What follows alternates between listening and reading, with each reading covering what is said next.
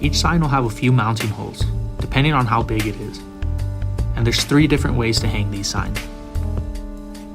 They've got special mounting brackets to put them directly on the wall. They also come with wire to hang them from the ceiling or from the wall.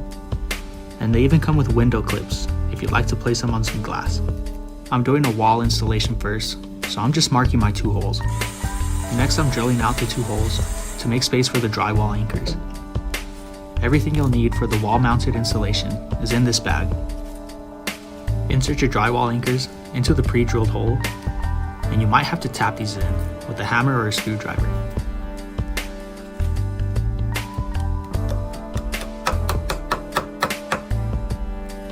Next, you'll separate the mounting hardware by unscrewing this top part right here. Once you've done that, insert a screw into the bottom portion and screw it into the wall. The connection should be nice and snug, but you don't want to over tighten this thing. There should be 2 clear washers on this part of the mounting hardware. Take a washer off, put this piece through the sign, put the washer on the back side, and screw in the mounting hardware.